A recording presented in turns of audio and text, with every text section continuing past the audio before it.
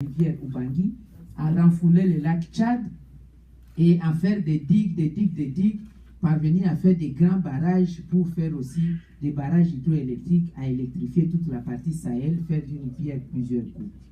Au même moment, en Israël, eux, ils ont déjà leur plan pour fonctionner à partir de Mbandaka, à Lolanga. Et à l'embouchure, c'est Namibie avec l'Afrique du Sud qui vont aussi fonctionner pour l'embouchure. Donc, on sera comme ça dans tous les sens. Ce que je vous dis là, c'est authentique. Donc, il n'y aura même pas de problème comment on dit, des problèmes diplomatiques à ces sujets parce que c'est authentique. Dans toutes les conférences, on n'a même pas de la voix à ces sujets. Mais notre gouvernement a fait une étude, travaille déjà en termes de compensation. Qu'est-ce que nous allons avoir en échange? Voilà l'état d'esprit du gouvernement.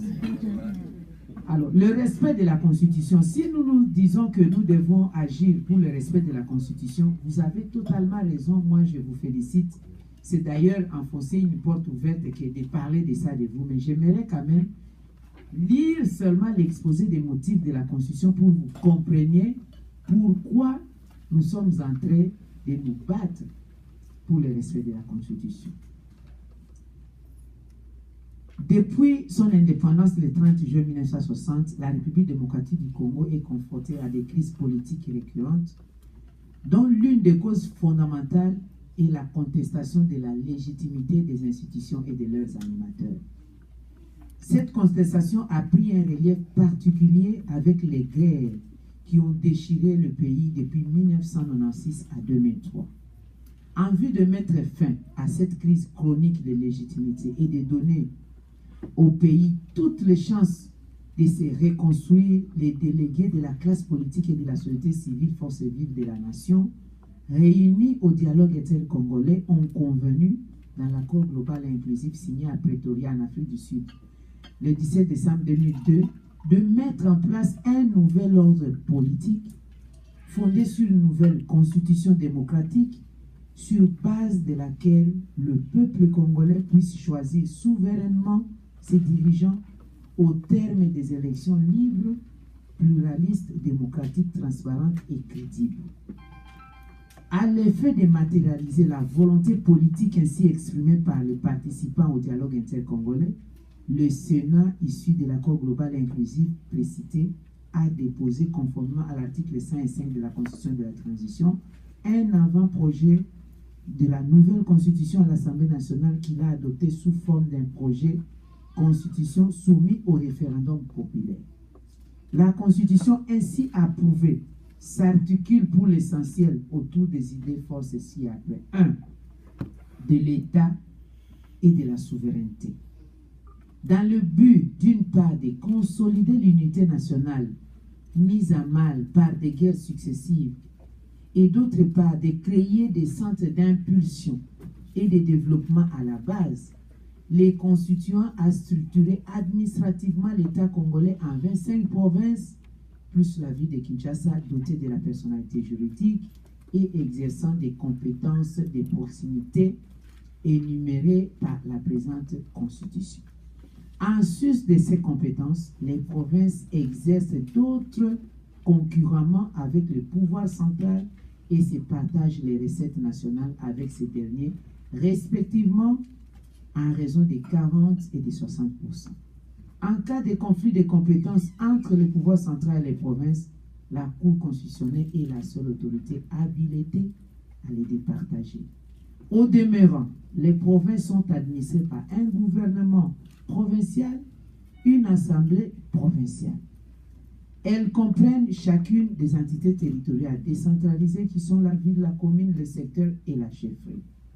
Par ailleurs, la présente Constitution réaffirme le principe démocratique selon lequel tout pouvoir émane du peuple en tant que souverain primaire. Ces peuples s'expriment par le pluralisme politique garanti par la Constitution, qui érige en infraction de haute trahison l'institution d'un parti unique. En ce qui concerne la nationalité, les constituants maintiennent le principe de l'unicité, de l'exclusivité de la nationalité congolaise. 2. Des droits humains, des libertés fondamentales et des devoirs du citoyen et de l'État. Le constituant tient à réaffirmer l'attachement de la République démocratique du Congo aux droits humains et aux libertés fondamentales telles que proclamées par les instruments juridiques internationaux auxquels elle a adhéré. Aussi a-t-il intégré ces droits et libertés dans les corps même de la Constitution. À cet égard, répondant au signe du temps, l'actuelle Constitution introduit une innovation de taille en formalisant la parité homme-femme. 3. De l'organisation et de l'exercice du pouvoir. Les nouvelles institutions de la République démocratique du Congo sont le président de la République, le Parlement, le gouvernement, les cours et tribunaux. Les préoccupations majeures qui président à l'organisation de ces institutions sont les suivantes. 1. Assurer le fonctionnement harmonieux de des institutions de l'État. 2. Éviter des conflits. 3. Instaurer un état de droit. 4. Contrer toute tentative de dérive dictatoriale. 5. Garantir la bonne gouvernance. 6. Lutter contre l'impunité. 7. Assurer l'alternance démocratique. C'est pourquoi, non seulement le mandat du président de la République n'est renouvelable qu'une seule fois, mais aussi il exerce ses prérogatives de garant de la Constitution, de l'indépendance nationale, de l'intégrité territoriale, de la souveraineté nationale, du respect des accords et traités internationaux, ainsi que celle des régulateurs et d'arbitres du fonctionnement normal des institutions de la République, avec l'implication du gouvernement sous le contrôle du Parlement. Les actes réglementaires qu'il signe dans les matières relevantes du gouvernement ou sous gestion ministérielle sont couvertes par contre-seing du Premier ministre qui endosse la responsabilité devant l'Assemblée nationale. Bien plus, les affaires étrangères, la défense et la sécurité, autrefois domaines réservés du chef de l'État, sont devenus des domaines de collaboration. Cependant, le gouvernement, sous l'impulsion du Premier ministre, demeure le maître de la conduite de la politique de la nation qu'il définit en concertation avec le président de la République.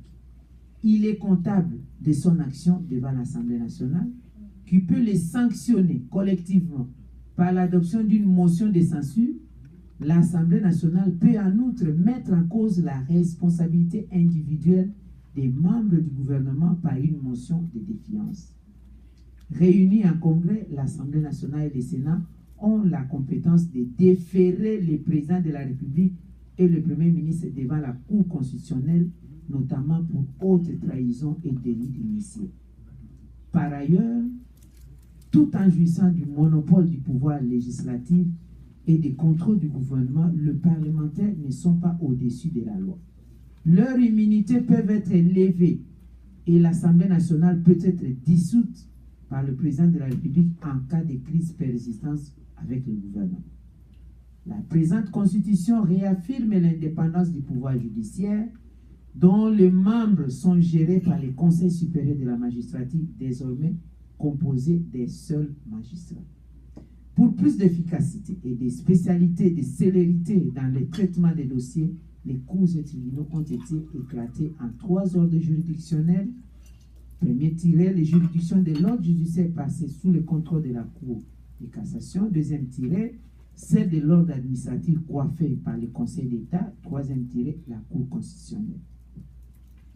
Des dispositions pertinentes de la Constitution déterminent la sphère d'action exclusive du pouvoir central et des provinces, ainsi que la zone concurrente entre les 2 échelons du pouvoir d'État. Pour assurer une bonne harmonie entre les provinces elles-mêmes d'une part et les pouvoirs centraux d'autre part, il est institué une conférence des gouverneurs présidée par le chef de l'État et dont le rôle est de servir de conseil aux 2 échelons d'État. De même, le devoir de solidarité entre les différentes composantes de la nation exige l'institution de la Caisse nationale de péréquation placée sous la tutelle du gouvernement. Compte tenu de l'ampleur et de la complexité des problèmes de développement économique et social auxquels la République démocratique du Congo est confrontée, les constituants créent le Conseil économique et social dont la mission et de donner des avis consultatifs à la matière au président de la République, au Parlement et au gouvernement. Pour garantir la démocratie en République démocratique du Congo, la présente constitution retient 2 institutions d'appui à la démocratie, à savoir la Commission électorale nationale indépendante chargée de l'organisation du processus électoral de façon permanente et le Conseil supérieur de l'audiovisuel et de la communication, dont la mission est d'assurer la liberté et la protection de la presse, ainsi que tous les moyens de communication des masses dans le respect de la loi. 4. De la révision constitutionnelle. Pour préserver les principes démocratiques contenus dans la présente constitution contre les aléas de la vie politique et les révisions intempestives, les dispositions relatives à la forme républicaine de l'État, au principe du suffrage universel, à la forme représentative du gouvernement, au nombre et à la durée de mandat du président de la République, à l'indépendance du pouvoir judiciaire, au pluralisme politique et syndical, ne peuvent faire l'objet d'aucune révision constitutionnelle. Telles sont les lignes maîtresses qui caractérisent la présente constitution.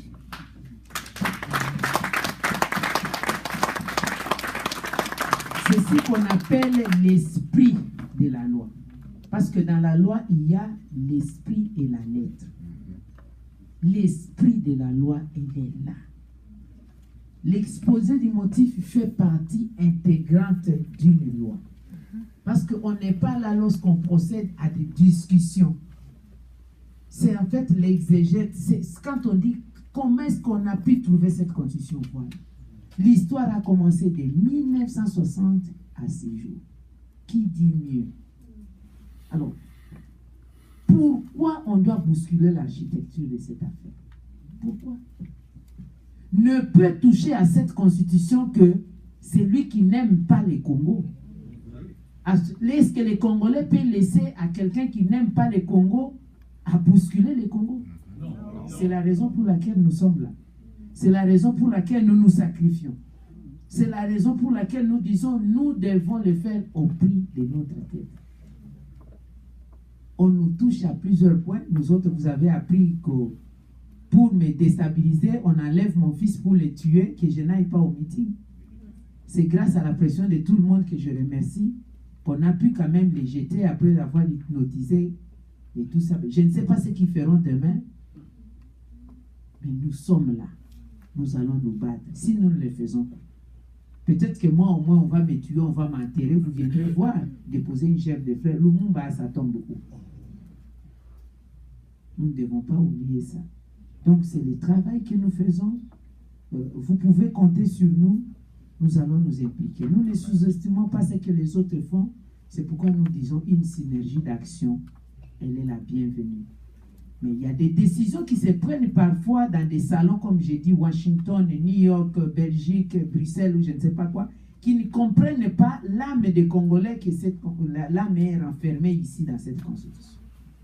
Je termine par dire, l'organisation des élections au Congo n'est certes pas une garantie pour la paix et le développement, mais la non-tenue des élections présidentielles dans les délais constitutionnels, c'est la cause d'instabilité dans notre pays. Le président Kabila doit intérioriser qu'il est dans son 2e et dernier mandat. Ce n'est pas la fin du monde. Tu respectes la Constitution te protège. La Constitution dit de lui, sénateur à vie. Il viole la Constitution a tout prévu. Les collègues vont le dire, je ne peux pas tout prendre. L'article 64 est là. L'article 65 est là, où lui aussi n'est pas au-dessus de la loi. Il peut être poursuivi de haute trahison. Si nous allons aux élections, tant mieux. Il procède à la remise et reprise du pouvoir. Il sera compté parmi les grands dans l'histoire. Mais s'il ne veut pas, moi personnellement, je trouverais que ce n'est pas grave parce qu'il n'a pas voulu lui-même être l'exception de la règle, parce que tous les autres présidents n'ont jamais terminé le mandat. Je ne lui autoriserai pas non plus de terminer le mandat. Voilà, merci.